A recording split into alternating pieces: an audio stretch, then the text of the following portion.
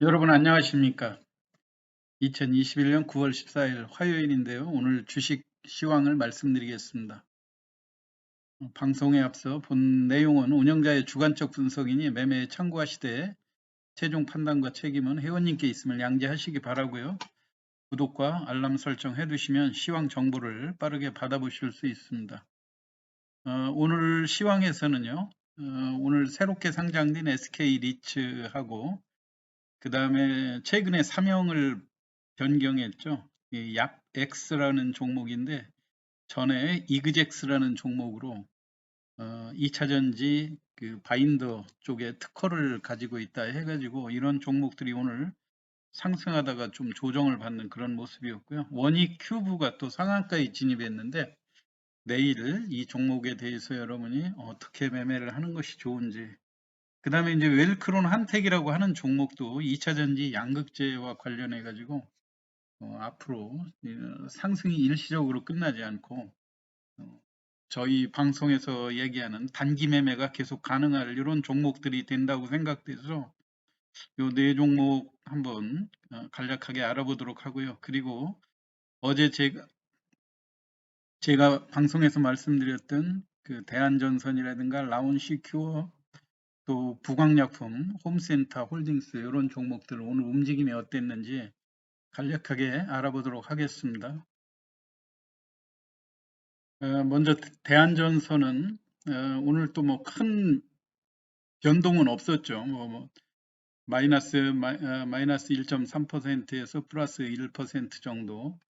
뭐 이런 지극히 최근에 그 조정 양상 바닥권에서 꾸준히 기간을 두고 올리는 그런 듯한 그런 모습이고요. 거래량도 한 900만 주가 됐는데 뭐 특이한 매매의 그 변동은 없었고 단지 어제까지 그 외국인이 조금 매수하던 거를 오늘 소폭 조금 한 28만 주 순매도로 바뀌긴 했는데요. 큰 의미는 없는 것 같고요.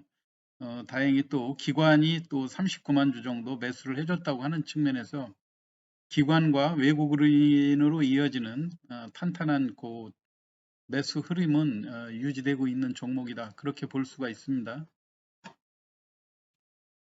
여하튼 어제 시황에서도 대한전선에 대해서 말씀드렸듯이 이 종목은 1차적으로 우선 3,000원 정도에 진입을 해야 거래량도 증가하고 본격적으로 관심을 갖고 매기를 하는 그 매수 세력들이 참여하는 그런 모습들을 보여줄 수 있기 때문에요. 음, 지금 뭐 대부분이 기관도 그렇고 개인도 그렇고 기관이나 외국인은 꾸준히 매집을 하면서 좀 더 시세가 상승하기를 기다리고 있는 그런 상황이고 개인들은 거래가 완전히 지금 바닥권에 있는 이런 모습이어서 주가가 상승하기만을 기다리는 모습인데 아무래도 본격적으로 상승의 그 거래량이 증가를 하면서 그 관심을 갖게 되는 그 가격대가 1차적으로 2,800원을 뚫고 올라서야 되는 거고 장중에 3,000원을 도전하는 그런 흐름들이 나오면 본격적으로 보유하고 있던 거를 매도하고 나간다든가 아니면은 주가의 발산 국면 그쪽으로 분기점이 될 수 있겠죠. 그 점은 계속 관찰해야 된다고 보고요. 역시 부광약품도 비슷한 흐름을 보여줬죠. 오늘 외국인이 어제 49,000주 조금 샀던 거 외국인은 매도로 치중을 하는 반면에 기관은 또 매수로 대응을 했다 하는 점, 장중에 간간히 주가는 그 보합권대에 출발을 해서 2.5%, 3%뭐 요 정도까지 일단 짙은 관망세로 좀 보여주고 있다 이런 이야기예요. 그렇기 때문에 보유하고 계신 분들이 뭐 요 정도 차익을 남기고 매도할 수 있는 그런 상황은 아니기 때문에 좀 더 관망세가 이어지지 않을까 생각이고 현재까지로 볼 때 어떠한 수급상에서 기존하고 특별히 달라진 것은 없다고 하는 점이고요.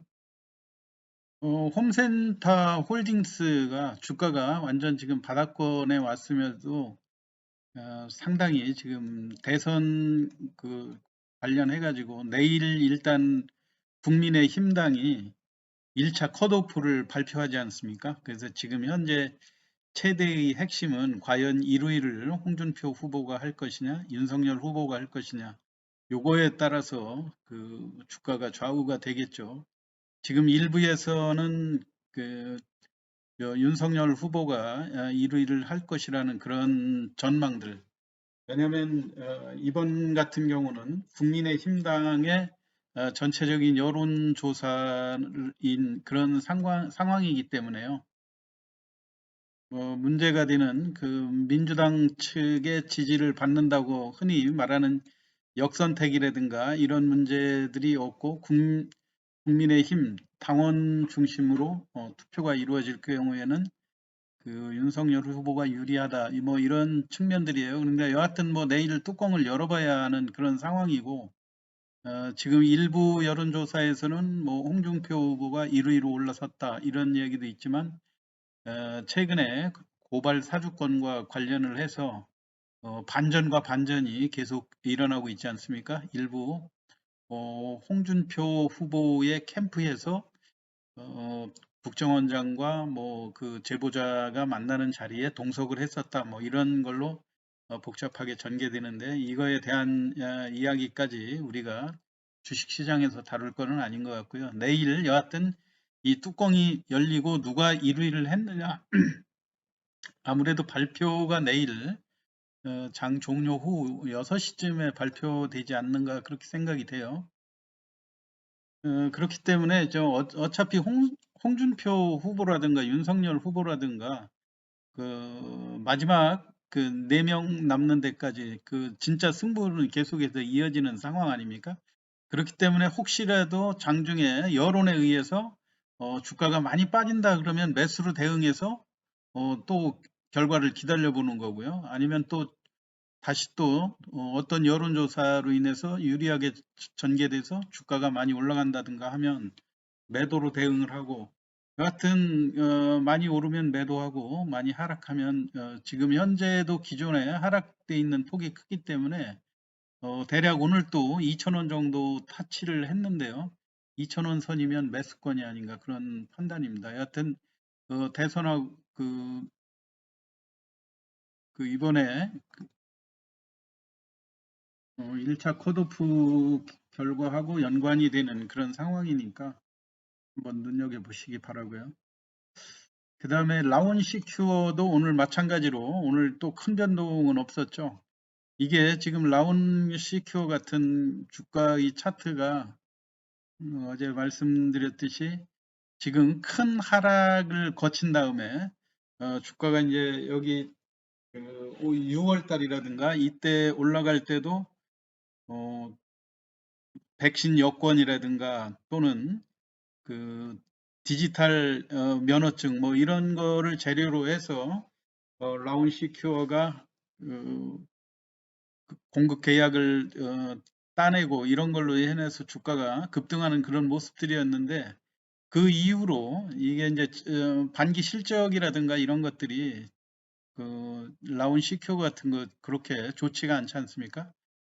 적자 전환하고 이런 모습들이 장기적으로 반영이 되면서 주가가 완전 바닥권에 근접이 됐고 최근에 어제 장대 양봉에서 바닥권에서 장대 양봉으로 올라가면서 에너지가 비축되는 그런 모습이에요.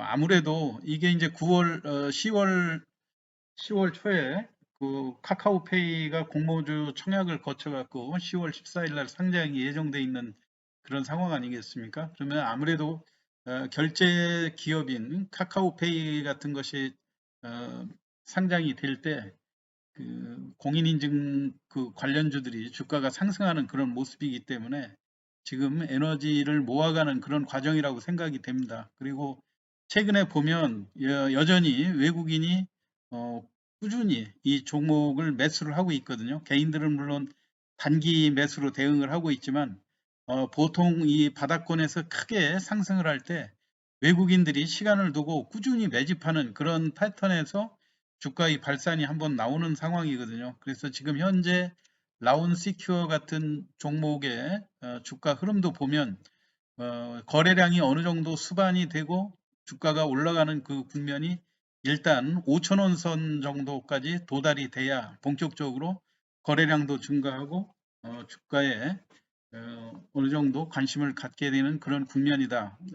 이런 생각이 돼요. 그리고 카카오페이라든가 이런 거의 상장이 지금 공인인증 관련주들에서 이거 말고도 한국전자인증이라든가 한국 정보인증 이렇게 한 세 종목이 같이 있지 않습니까? 한국전자인증도 지금 비슷한 패턴으로 움직이고 있고요.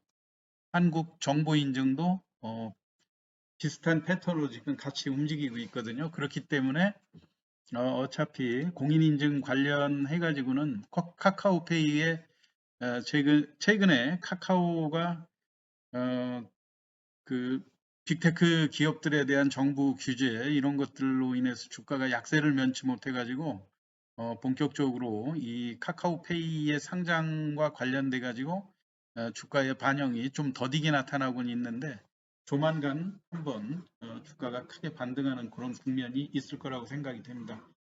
지금 국면도 역시 보유하고 기다리는 그런 국면이 되겠죠. 그리고 오늘 SK 리츠가 상장이 됐는데요. 당초 그 기관이 대규모로 참여를 하고 그 공모 시장에서 인기가 있었던 거에 비해서는 가격이 그렇게 강하게 상승을 하지 못했다고 보여지죠. 오늘 공모가가 5,000원에 해당이 되는데요. 장중에 물론 시초가는 5,340원 정도에 형성이 됐다가 이런 것들이 의외로 좀 주가가 그 공모주 치고는 그 수익이 많이 안 났어요. 그런데 지금 SK 리츠 같은 경우 SK 리츠는 SK에 관련된 그 모기업의 그 효과로 인해서 본사 사옥의 그 관리, 그 다음에 SK 에너지 주유소에 그 한 100% 지분을 편입한 그런 상황이죠. 그렇기 때문에 안정적으로 이 부동산 관리의 임대 수익이라든가 또는 중간에 보유하고 있던 이 부동산을 처분했을 때 매각되는 그 이익을 배당으로 나눠준다고 하는 이런 측면에서 볼 때 리츠 회사 치고는 상당히 안정성 있는 그런 기업이기 때문에 오늘 다소 그 물론 이 상장된 이 가격이 그 5,000원 이상에서 상장이 되고 장중에 19%까지 상승하는 그런 국면들이었었기 때문에 다소 성공적이다 그렇게 이야기는 하고 있지만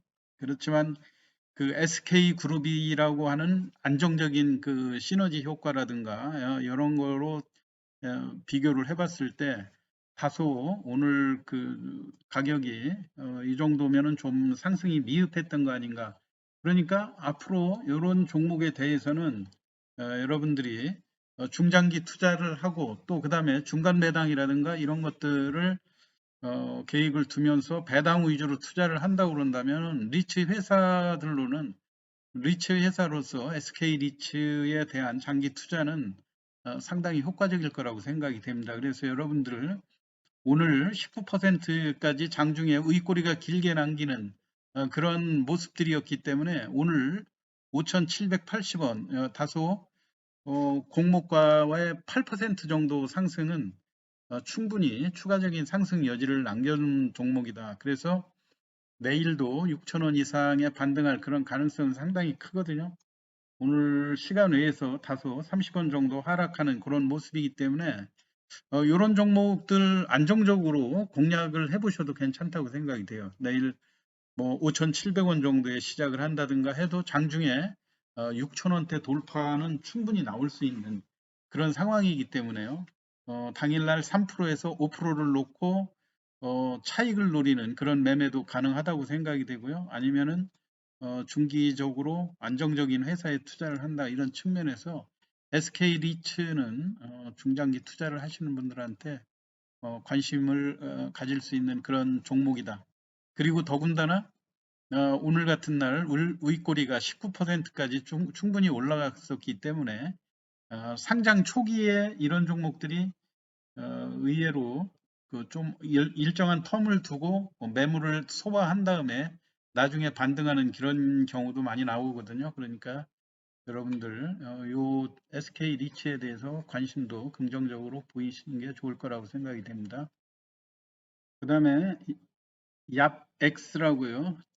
전에 이그젝스라고 하는 종목이 최근에 사명을 변경을 했죠. 그런데 제가 이 종목을 관심 있게 보는 거는 주가 움직임이 오늘 사명을 변경한 그런 상황치고는 오늘 주가가 장중에 큰 폭으로 반등을 했다가 조금 밀렸거든요. 지난번에 한번 대량 거래가 되고 주가가 강한 그런 흐름들로 전개가 됐었는데 지난번 9월 초였죠. 9월 초에 1,900만 주 정도 고점이 2,400원대까지 급등을 했다가 2,100원으로 어느덧 순간적으로 내려갔어요. 그런데 이 회사가 2차 전지의 음극재 쪽에 그 전자를 모아주는 바인더라는 그 특허를 냈다. 이런 기사로 인해서 주가가 강한 흐름이었다가 최근에 다소 소강 국면으로 접어들었었죠.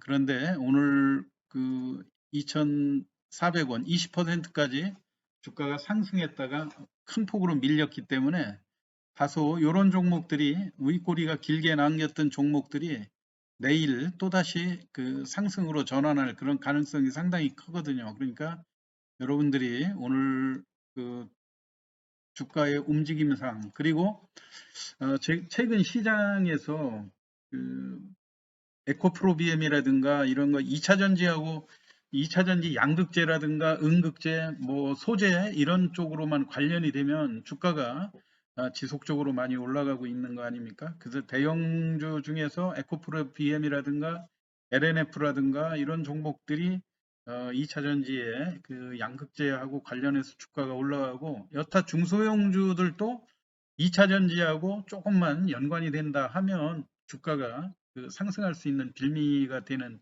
그런 상황이에요. 그렇기 때문에 야벡스 같은 종목도 주가의 그 상승 흐름이 좀 주가가 여전히 중소형 가격대가 중저가에 머물러 있고 하기 때문에 여러분들이 관심을 단기 매매로도 활용하기 좋은 종목이라고 생각이 됩니다.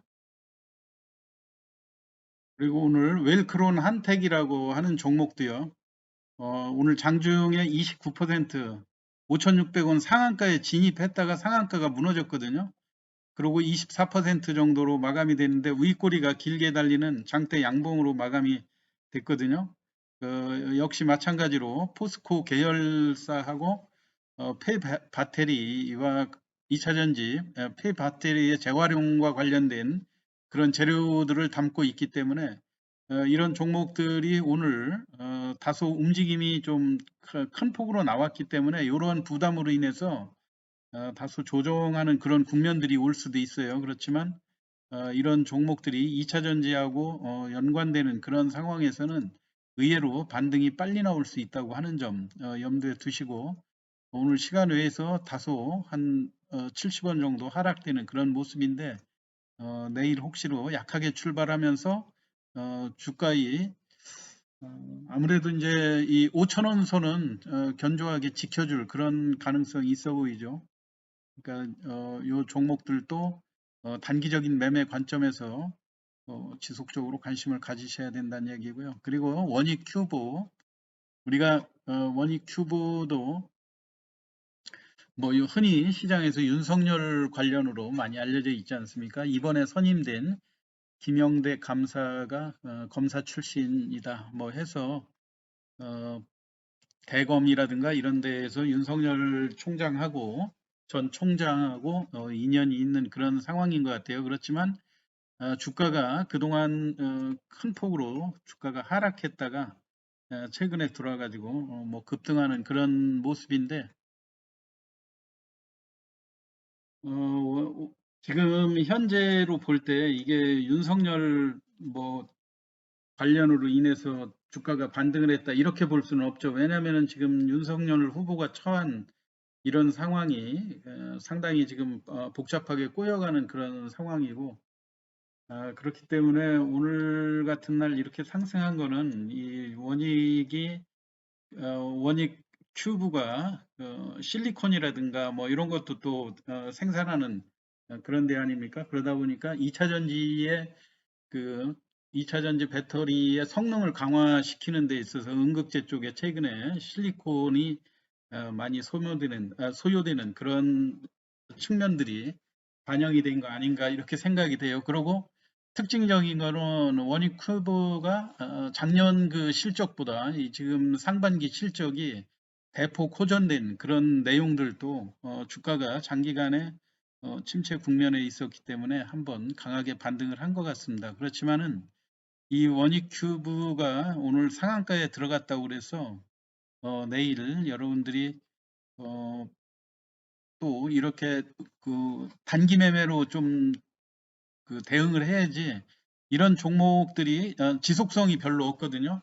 그 주가가 양봉으로 크게 올라간 상황에서 제가 차트에서 그런 설명을 많이 드리는데요.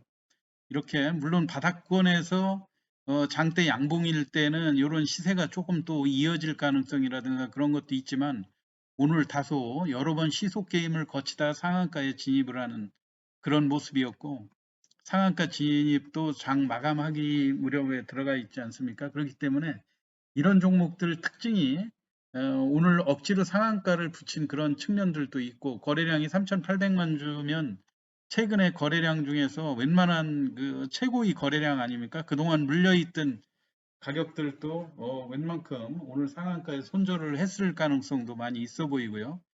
그렇기 때문에 의외로 이런 종목들이 강하게 내일 출발을 하지 못합니다. 그래서 오히려 이렇게 강하게 출발하지 못할 때, 그 2%, 3% 정도에서 출발을 하면서 이 특징이 항상 우익꼬리를 남겨준다고 하는 점, 여러분들 저의 시황을 많이 들으셨던 분들은 이 우익꼬리에 매매하는 그런 요령들을 제가 많이 강의를 해드렸으니까요. 내일도 제일 이런 거 장중에 어, 시작을 할 때 주가가 2%, 3%에서 곧바로 플러스로 전환을 하면서 양봉으로 출발을 하는 그런 모습이 보이면 여러분들 적극적으로 참여를 해가지고 3%, 4% 정도에다가 높게 걸어놓고 수익을 취하고 나오는 그런 전략을 구사하는 것도 필요하다고 생각됩니다. 오늘 여러분이 내일 매매에 참고하실 종목 그리고 어제 제가 시황에서 설명해 드렸던 종목들 종합적으로 한번 설명을 드렸습니다. 내일도 매매 잘 하시고요. 수익 많이 올리시기 바랍니다. 마치겠습니다. 감사합니다.